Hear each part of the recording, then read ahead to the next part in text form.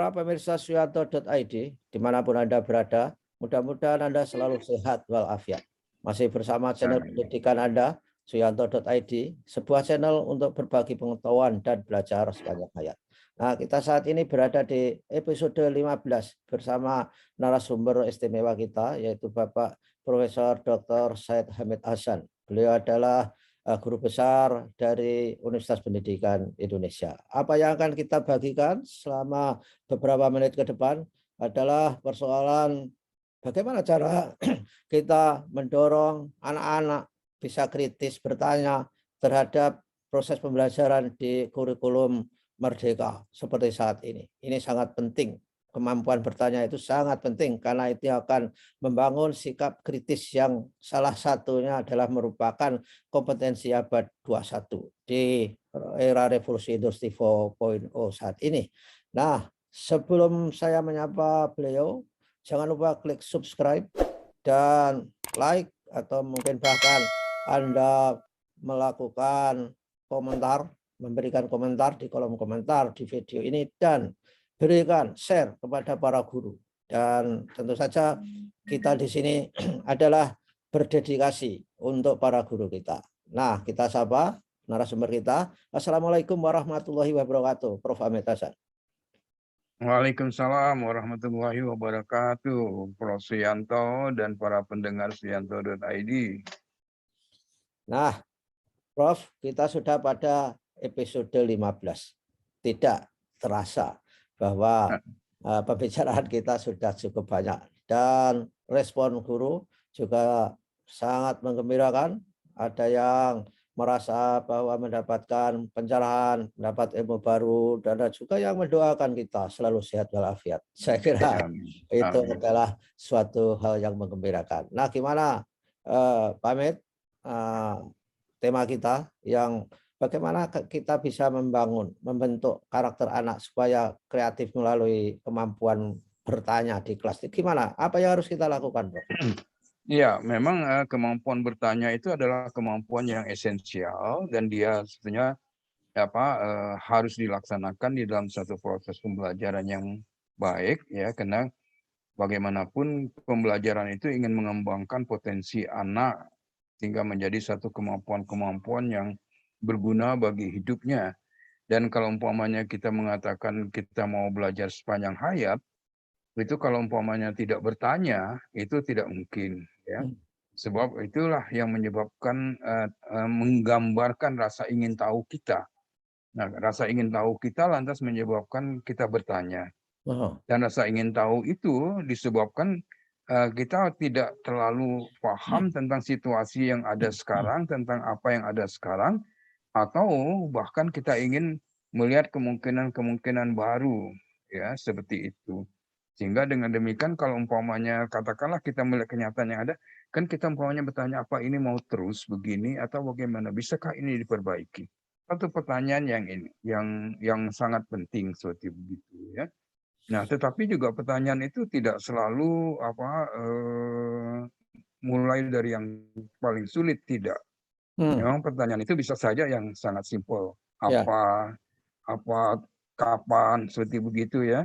Nah, itu pertanyaan yang sederhana dan itu banyak terjadi di kelas itu, Pak Yanto, ya. Itu sudah terbiasa. Tetapi mestinya dia meningkatkan kualitas pertanyaannya itu kepada mengapa tadi. Mengapa ini terjadi dan bisa enggak ini diubah, kalau ini begini bagaimana dan sebagainya. Nah, kalau bisa bagaimana mengubahnya dan sebagainya. Nah, pertanyaan-pertanyaan ini yang harus dilatihkan pada anak.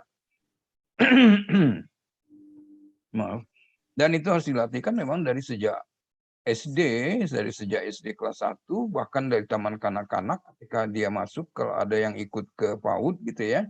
Tapi bagi rata-rata kan kita bicara tentang SD kelas 1 itu mulai ini.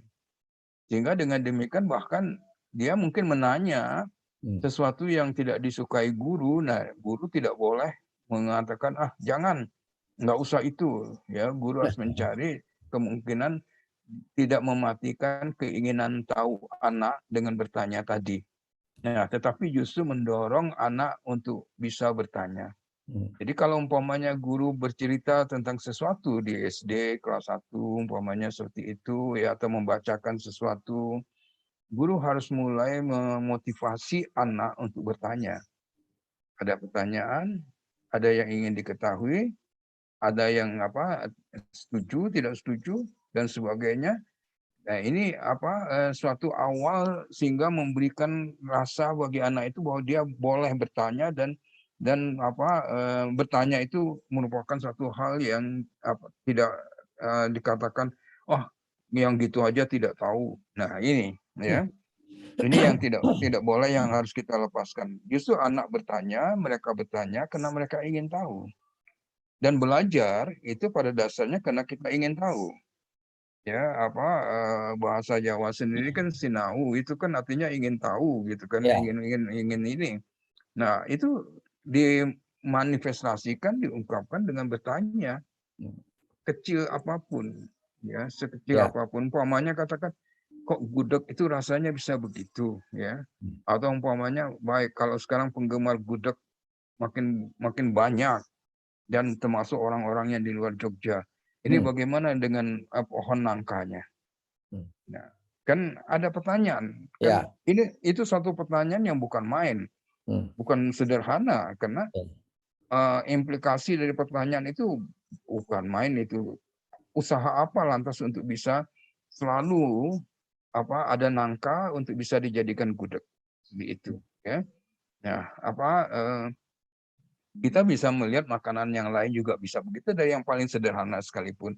Nah, Ya. tetapi juga kita bisa melihat dari lingkungan kelas kita, ya, lingkungan anak, mulai itu. Nah, pada tingkat-tingkat yang sudah lebih bisa tinggi lagi, umpamanya dari apa yang dia baca. Nah, ini memang guru harus membuat situasi anak mau bertanya. Artinya guru di sini harus sabar. Sebab Ya. terkadang mungkin mereka masih takut dan sebagainya, takut dianggap nanti, oh kamu kok bodoh gitu kan. Nah, ini ungkapan itu Ya. harus Ya. hilang. Ungkapan itu harus hilang. Guru harus berani mengatakan anak yang bertanya itu adalah anak yang pintar dan anak yang ingin tahu, yang ingin belajar. Kalau Anda tidak bertanya, justru Anda tidak tahu dan Ya. Anda tidak mendapatkan apapun, tidak belajar. Ya. Nah, ini yang harus kita pepatah untuk itu sudah ada, malu bertanya sesat di jalan. Jalan. Ya. Ya, Ya. jadi dengan demikian secara budaya kita itu sudah harus mengembangkan kemampuan bertanya itu, Ya. Ya. ya. Dan ini saya menyelam, mohon maaf.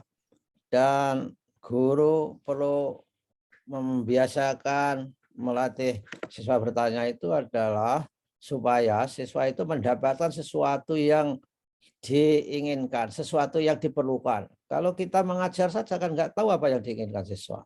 Dan pengetahuan kita belum tentu cocok buat siswa itu. Saya dulu pernah Pak Hamid mengambil Iya, materi ya iya, di iya, itu benar. Apalagi kalau kita mengatakan setiap anak itu unik, setiap anak itu berbeda satu sama lain, ya. Sehingga dengan demikian apa yang ingin ditanya anak itu menggambarkan apa yang dia ingin tahu. ya Dan dengan demikian maka setiap anak itu bisa berbeda-beda walaupun yang dibaca sama, ya ya, walaupun yang didengar sama, walaupun yang dilihat itu sama. Jadi bisa saja memang Pak Yanto menanyakan sesuatu yang lain dan saya menanyakan sesuatu yang lain dari apa yang kita baca bersama seperti itu. Nah, ya anak itu juga akan begitu, ya. Terus terang tapi guru memang harus sabar. Ya, guru harus ini dan harus melatih mereka juga tertib, disiplin. Artinya jangan nyerobot pertanyaannya itu, saya dulu Bu, saya dulu Bu. Nah, itu juga memang harus ya sehingga dengan demikian mereka tahu, oh ya baik, kita mendengar dulu pertanyaan ini karena setiap pertanyaan itu juga berguna bagi yang lain gitu kan. ya Seperti itu. ya. Dan tata tertib bertanya itu kalau kita melihat di negara maju itu tertib sekali ya, katakan dulu tidak sekedar ngomong. Kita kan kadang-kadang anak itu belum diminta ngomong, ketika diminta malah nggak ngomong dan tidak well organized. Jadi guru harus bisa mengorganisasikan siswa-siswa yang bertanya. Jadi dibiasakan punya budaya siapa yang bertanya angkat tangan. Nah, kalau tidak yang angkat tangan, tentu guru harus bertanya supaya dia termotivasi. Nah, dulu sangat berkesan Pak Hamid saya ikut kuliah di mata kuliah model of teaching itu ya, sama bukunya Joyce itu loh. Itu kan ada konsep attainment itu. Jadi guru Ya. stimulasi siswa supaya bertanya yang bersifat hipotetik dan jawabnya harus yes or no. Wah, luar biasa ternyata itu sangat manjur. Misalnya bertanya, apakah di dalam balon itu isinya oksigen? Misalnya dijawab tidak, lalu mulai berpikir siswa, mengapa itu kok balonnya itu bisa mengembang, di dalamnya nggak ada oksigen dan sebagainya. Nah, ini kan luar biasa. Jadi guru kita sarankan, suruhlah siswa itu bertanya dengan menghipotesiskan, dengan mengira-ira, dan jawabnya harus yes or no. Sebelum bertanya mengapa yang dikatakan Pak Hamid tadi.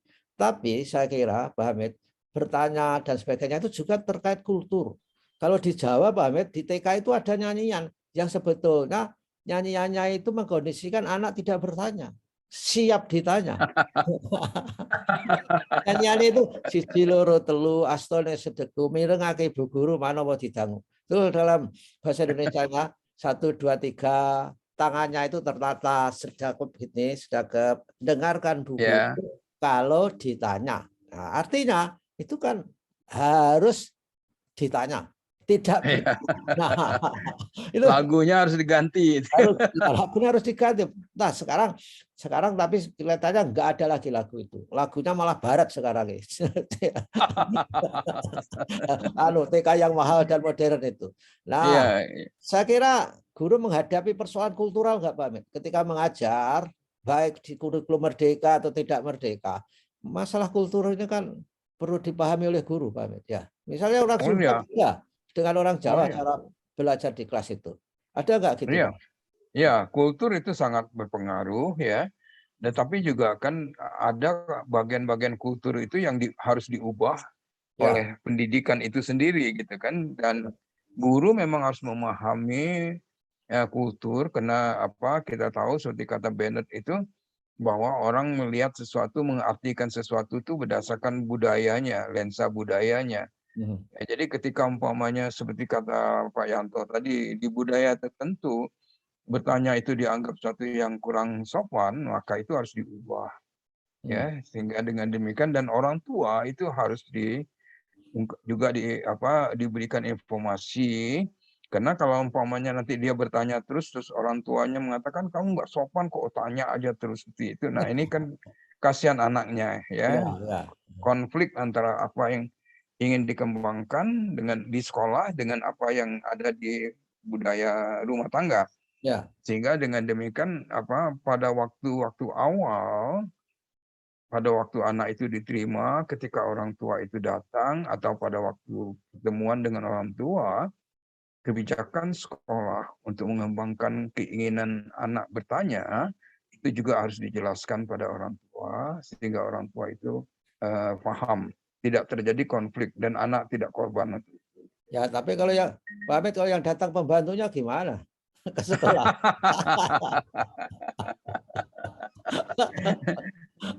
Iya, itu masalah yang lain. Mungkin bisa menggugah orang tua dengan umpamanya beberapa cerita bagaimana umpamanya Presiden Obama datang ke sekolah menghadiri rapat orang tua anaknya dan mengambil raport anak orang tuanya. Presiden Obama, bukan Obama, Presiden Obama. Gitu. Ya, ya, ya, ya. Luar biasa itu Iya, mau ya, artinya dia kan sudah super sibuk sebagai seorang ya, ya. presiden kan, tapi dia sempatkan. Ya. Wah, luar biasa. Jadi anggota DPR itu juga harus ngambil rapot anaknya itu. Tidak Oh boleh. iya, Ya, iya. ya, untuk contoh itu. Ya, Iya, apalagi kan orang dengan posisi seperti itu lebih mudah daripada kebanyakan umpamanya harus naik kendaraan umum apa kan. Ini mereka sudah tidak perlu naik kendaraan umum, tidak perlu itu. Masih harusnya lebih lebih menjadi contoh untuk ya, datang gitu kan seperti itu. ya.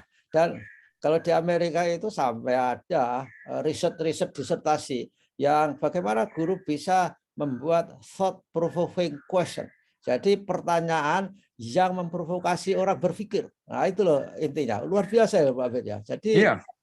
sudah sangat spesifik. Jadi para pemirsa, para guru, jangan sampai Anda tidak mengajari anak bertanya. Dan seperti dikatakan Prof. Hamid tadi, ketika pertanyaan itu kira-kira bertubi-tubi, jangan mendiskreditkan pertanyaan. Oh, kok kamu cerewet amat sih? Jangan bertanya. Nah, kemudian Pak Hamid, pertanyaan terakhir. Gimana saran Pak Hamid? Ketika guru ditanya tapi nggak bisa. Di zaman sekarang itu tidak mungkin, tidak menutup kemungkinan itu terjadi karena adanya IoT, Internet of Things. Anak itu bisa melihat di internet dan bisa saja ditanyakan kepada guru, guru nggak bisa. Sikap apa yang seperti itu? Kita kan tidak harus guru merasa turun wibawanya nggak bisa menjawab pertanyaan siswa. Gimana Pak Hamid? Iya, itu masalah yang sebetulnya dikaji sejak saya waktu SGA dulu juga sudah tahun Ya. itu ya. Dan kemudian saya menemukan juga pengalaman yang lain pada waktu itu, waktu di SGA saya dilatih kalau ada pertanyaan yang tidak bisa kita jawab pada waktu itu, maka katakan baik nanti kita minggu depan kita kaji itu sebagai bahan yang kita bicarakan bersama. Jadi kita tidak menolak untuk itu, kan? Tapi tentu saja pada level yang lain, ketika dia kita bisa tanya, Anda baca dari mana? Nah, ketika Anda baca, oh ya baik, kalau begitu saya belum baca, guru juga harus terus terang bahwa dia belum baca, gitu kan? Nah, apakah itu akan menurunkan ini? Ini memang satu pertanyaan baik, ya. Kita belum tahu apakah pada level tertentu anak kalau umpamanya bertanya dan tidak bisa dijawab oleh guru karena guru belum membaca, itu merupakan satu ini. Tapi kalau umpamanya guru itu tentu harus membacanya kembali. Jadi kalau umpamanya setelah itu baik, nanti saya akan baca dan kemudian saya kira anak akan apresiasi. Ya. Jadi letaknya ketulusan. Andai kata oke nak, ibu akan mencari informasi dan minggu depan akan kita diskusikan bersama. Kalau lebih terus terang begitu, saya kira lebih baik daripada jaim menutupi ketidaktahuannya. Zaman sekarang memang informasi itu tidak one way, dari two ways bahkan many ways dari mana-mana. Oh iya, dari mana-mana. Itu harus dipahami. Ya baiklah. Prof. Hamid, saya kira kita sudah banyak berbicara di kesempatan kali ini. Mudah-mudahan minggu depan kita akan berbicara lagi lebih teknik dalam arti technical know-how yang perlu dikuasai oleh para guru kita. Terima kasih Pak Hamid atas kehadirannya di suyanto.id. Sama-sama. Terima kasih juga Pak Suyanto dan para pendengar suyanto.id. Oke, assalamualaikum warahmatullahi wabarakatuh. Waalaikumsalam.